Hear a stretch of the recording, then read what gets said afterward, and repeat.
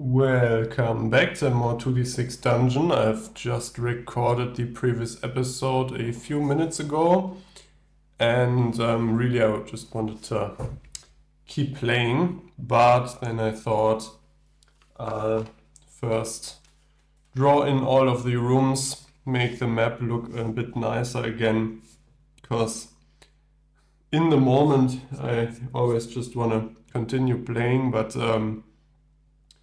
on the recording and when editing, I just think it looks much cooler to have the dungeon looking a bit nicer and not just completely empty. Yeah, so I've put in the corpse there that we found, the different roots, the stone slab that swung at us, the tendril ceiling, the weird branches and so on. Try to include at least one little detail from the room description everywhere, but yeah, only very roughly. And also this helps visualize how much of the dungeon we have already explored actually, in terms of what's that space that can't be accessed anymore. Like here, there's only 2 spaces left each, so I won't fit another corridor through there. This is completely cut off and so on. So yeah, I think we're at the point, actually about, let's say this is half, so we definitely have half explored, and maybe even 3/4, although I think that's just maybe 1 or 2 more rooms. It's a bit hard to gauge with the jagged edge here, but I'd say, yeah, so if this is the 3/4, we'll have to explore around this much to be 3/4 there. Because the 2 special unique rooms, we found one already, and I back then already, I don't know if I said it then, but I had a scroll through the table to see how many there were, how many options, because that one said 50% yes, and there's one with, I think, 75% yes. So if we roll that 50% one, we'll have to fight or face it. If we roll the 75% one, I think we're safe from that for maybe 1 or 2 more rooms, depending on how big they get. But also we wanted to return to town coming up. So let's head back the entire way here and probably down through here to the right, see what kind of room we find there. And that's a 3x6, which will fit nicely down there. And that has 2 doors as well. And let's actually just have 1 door going into the corner here and maybe 1 up here. And that's perfect, I just realized, because that means we have pretty much maximum number of squares, well, apart from large rooms, abutting the outer wall there. I guess corner rooms could also, okay, so scratch that, never mind. But we do have 6 squares there, so a good chance of actually finding an exit. But first we'll have to see what that room actually holds. So a 3 and a 4, that's a tendril ceiling. I think we had that already. Yep, because I remember drawing that in a few minutes ago, and that's unique, so let's re-roll that. Double 3, scrawled walls. And that's not even unique, so room 15 will have scrawled walls, and this is room 15. Let's read. The walls here are covered in black and blood red symbols that you cannot read. Black and blood red, okay. They have been scrawled with some ferocity. Beneath one are some piles of ash. And roll on interruptions and unexpected table 4. You know what? I'll take that ash, because I remember when looking at the potion bombs, at some point I was looking to see if we have ash or not. I don't recall for which one. Maybe for the smoke screen, that sounds like it would make sense with the ash. Or maybe that dark shell, I'm not sure. But I know we can use that. Some piles of ash, so how much is that? Yeah, so I guess we could probably roll a d3 to determine the amount, but I'll just take one because I'm not too sure. I think the rules don't explicitly say that, but I mentioned before that I read online the designer said in some forum post that when finding these herbs and so on, and it doesn't give an amount, you roll a d3 to determine. If it just says you find some, whatever. So I think we could even roll to find, because that explains the whole potion bombs and herbal remedies, makes them a lot more usable, as I said, because there are some ingredients we've only seen once so far, I'm pretty sure, through the whole, or explicitly. But again, I wasn't looking too closely at the room descriptions for those. Yeah, so what I'm trying to say is I think we could roll a d3. I'm not too sure, so I'm not going to do it. And let's just roll on interruptions and unexpected. But first, this has random exits. So let's roll on the exit type table before I forget. 1 and a 2, reinforced doors, but not locked, at least not by default. And now the interruptions and unexpected table, and I think that was interruptions and unexpected 4, yeah, which is the lowest one or the last one, the most advanced one, whatever you want to call it. 1 and a 5. You sense a magical echo here and fall back against the wall as a spectral image of a large portal appears. Beneath it is the keeper, and he is pushing 3 large scuttle cows through the magical doorway. You know they are destined for the surface. The image blinks and is gone. Oh, okay. So for a second, I was afraid we would have to fight the keeper and 3 scuttle cows, whatever that is. I'm not sure if we fought those cows before. I think we did. And I was getting kind of scared because the keeper was one of the boss enemies of the earlier levels. I think we fought him. I think that was not one of the ones I accidentally skipped, of the very early ones. Yeah, but I guess the keeper is disposed of, right? So if I remember that correctly, this vision must be false. Must be a trick. He's dead. Okay, but nothing else. So I guess the walls are this was just some ash for us. Let's look for an exit shaft. Or do we do one more? No, let's not push it too far.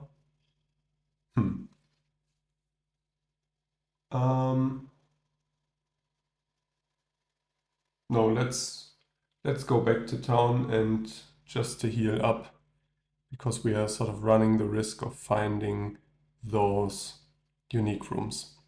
Yeah, at least let's try to roll. So from left to right again, on a 6 you find an exit shaft. So nope, nope, nope, I guess that was a third roll there. Nope. No, yes. Okay. Close one. And let's use that immediately. Guess you really just cross that out when you return, but so be it. And I'll go to town add up our, first we'll sell our stuff again, so I'll add that up already. Also, I'm guessing, I wasn't too sure, but I think the gold nugget probably sells for full value.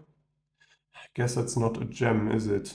But since that's just gold and not some item or something, I'm guessing we can just sell that for the full value. We're in town. You'll just have to imagine the town. But I've healed up and I've calculated what will sell. So all of our treasure, I've decided to halve the value of the gold nugget as well. So the treasure together is 70 gold coins, halved, so 35. And then I think we'll go sort of all in here, in the sense that we will try and get that extra piece of armor. So I will sell our 2 runes we have in storage, because I don't think I want to use those. I'll sell our scale jacket, which is, so each rune is 50 gold. Our scale jacket, which is worth 200 gold, and so we'll get 100 for that. The scroll of insightful combat we'll have to sell, but I think I was hoping to use that, but honestly I think we're so close to max level, you know, off by less than 3000 XP. I'm guessing we'll get there even without that scroll. Yeah, so I think maybe during the earlier levels that would have been nice to accelerate leveling up, but at this point, because we are right before the maximum level and after level 10 extra XP does not hold any value to us, I think it's fine to sell, even though that's a bit boring. And we have that hammer there, the metal hammer, so that's worth 5 gold, so that will be halved, which will be 2 gold and 50 silver as well. And the scroll is worth 70, so 35. So that's a grand total of 272 gold coins and 50 silver before bartering. Now to barter, we roll, I always forget this, I'll mix this up with the tavern or something. Yeah, okay, so to see how effective your bartering skills are, roll 2d6, add your adventure level and deduct your precision. So we add 9, we deduct 4, so plus 5. Let's go here. Low roll, but plus 5 is a 9. And 9 is actually 1 above the neutral outcome. So you did well and stood strong on a couple of deals. You add 10% of the sell price of the loot, rounded up. So I guess this will be 27 gold coins. 2 silver from that and 5 from that, so 7 silver on top. And I'll quickly add that to our total at the moment, which is our cash, which is 373 gold and 136 silver. And then we'll see where we stand. And I hope I didn't, completely miscalculate and now we don't have a piece of armor. We've sold a scale jacket and can't afford the newer piece of armor that I was looking at. Be right back. Alright, so we ended up at 672 gold coins and 193 silver. And that piece of armor, which is the full plate, costs 650. So we can afford it. And actually, I just realized I think we wouldn't even have had to sell that scroll, which is a bit annoying to notice now, but I wasn't sure, or I couldn't be sure that we were going to get that plus 10% on there, those extra 27 gold, and without those we wouldn't have made it. So, or we would have needed the scroll because we have 19 gold and silver. So I think this was the right thing to do. Didn't want to sell our armor and then we stood there with no armor. But like this, we just bought a very expensive full plate. I hope that's worth it. I'm guessing 2 potions will save us more HP than that piece of armor. Although I'm not sure, depends. But I think it's just cool to buy fancy equipment. And also, so the dice set from the full plate is the 5 and the 4, like the scale jacket had. And then it's got a secondary dice set, or a second dice set, which is a 3, primary 3, and a secondary 2. And so now we are where I wanted to be. I talked about this very early on. If it was possible to somehow construct a set of armor that has every primary or every secondary, one of the two, so it applies to every maneuver. And that primary 3 has really been biting us, because seems like a lot of enemies have that. So I think it's good to have the -4 there, because that's the other thing. The full plate is one of the very expensive pieces and gives -4. So no matter what the enemy rolls, except if it's some sort of special effect, we're gonna have a piece of armor to cancel that.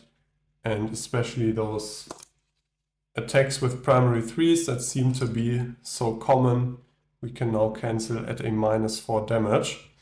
Yeah, so I think that's great stuff. So our maneuvers are looking nice. Our longsword has 2 runes on it. We have 3 pretty good pieces of armor, I'd say.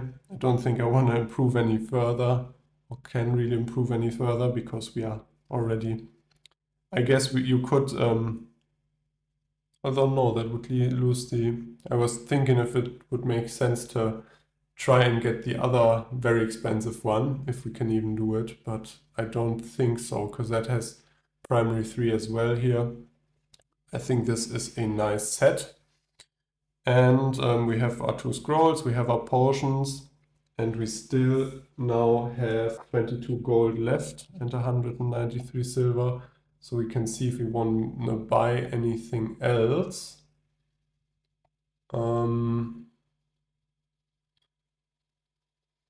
So do we want to buy any kind of potion or magic scroll? I'm not gonna buy back, or I think I can't buy back that insightful combat scroll. But let's have a quick look at the potions.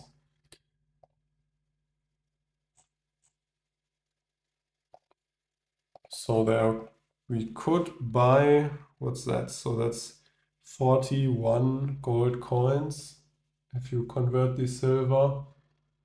So we could buy another extra healing, or there's actually an interesting one here. I didn't see this before. Potion of Speed Blast gives +2 free attacks at the start of one combat. So usually, or maybe did I talk about this? No, it seems familiar, but usually you lose your turn for, using a potion. And that is just, which is a bit of a downside, but that is just now, the potion is a pure upside, because instead of wasting your attack, you gain +2 free attacks on top of that. So you attack normally and a second time, and that just costs 13 gold coins. So I think that could be a nice way to speed up the combat early on, to maybe take one less hit in the long run, which probably doesn't equate to a lot of health, thinking about it, but gotta remember the extra healing heals 30 HP, but if you use it in combat, you basically give the enemy 1 free hit on you, so it really doesn't net you 30 HP plus, it really only nets you 30 minus whatever the enemies have been doing at the moment, 2d6 round about 2d6, I think, so it's more like 23, 22, depending if they have a bonus. Okay, I'm rambling again. So I think I might give that a shot because it's cheap, so 13 gold coins. Let's do that. Go down to 9 and 1 potion of Speed Blast, just because that sounds fun. Plus 2 free attacks at start of combat. And now let's maybe hold off on buying anything else at the market and go to the herbalist, see if we can't buy some of our missing ingredients. So 28 gold left. Ilias petals and then coma stems are 12 gold and 7 gold per dose. Scarlet Oriovatis is 15. Oh, sorry, my computer just had some sort of complaint there. I think let's do that and buy definitely Scarlet Oriovatis and maybe also some Ilias petals. I think those were the two we were missing for some potion bombs or for healing items as well. So that would be 27 gold coins. So 9 and another 18, leaving us at a measly 13 silver coins. But I think we'll be able to do some good things with those, some good healing. So Ilias petals and Scarlet Oriovatis. And that's enough shopping. We don't really have money left. All right, let's arm wrestle again. So at the town hall, we can roll 2d6 on the arm wrestle table, add our discipline, and see what sort of, yeah, arm wrestling we can get up to, how far we go in the tournament. It's a excellent roll. I think in the past we rolled great there as well. So adding a discipline of 6 to that, that's a 17. And the highest category is 13 plus. So yeah, crushed that.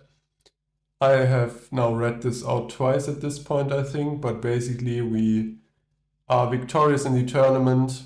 We gain 1 discipline permanently, which we already have. And since you can only gain that benefit once, instead you gain 20 gold coins of, I guess, prize money. So we're back up to 20. At least a bit of cash back from arm wrestling.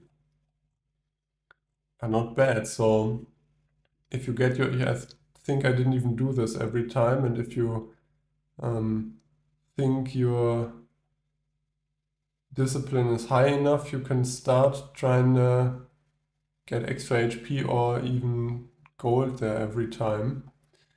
Not bad. Let's then not go to the temple because we have enough favor and just roll on the tavern exploits table. Whoop, that flew out of the frame, but that was a 5, so 7. You have a pleasant evening, but nothing useful is discussed or wisdom revealed. Okay, so nothing there, and that will be a town. So I did this a bit quicker, hopefully. I think I tried to do it a bit more quickly. And just so we have time to return and do one more small room before I end it here. So we come back here. Let's see if this reinforced door is open or is locked or not. That's not locked. Yep. Let's see what the room looks like. A 3x2 with another door. I guess we'll go upwards here because otherwise that would just be facing the outer wall, which would just lead to another corridor. And I guess this is a small room, so gotta roll on that. So probably this one extra room we did, not too exciting, but who knows. See here. So A5. That's the corpse. That's the one I picked last time. 16. Okay, so that's random, but that's not unique. So I guess we find another random corpse down here. And again, there's an old corpse here that appears mummified. There's a pouch. If you take it, roll on pouch table 3, but you kick up some toxic spores and lose 2d6 HP. Let's do it. You know I'm a loot goblin, especially after spending so much money on that piece of armor. Let's just hope we don't roll too much on the HP here.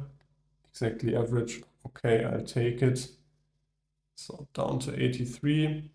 And then we'll roll on pouch table 4, and that will be our final roll for this video. End it in a bit of loot, why not? So 2d6, no modifier. That's a 7, another one. Pouch table 4. Really? 4? Not 3? Yeah, 3. I thought so. Last time we rolled on 3. Okay. The pouch is full of coins. You find 3d6 plus 15 silver coins and 3d6 plus 15 gold coins. Okay.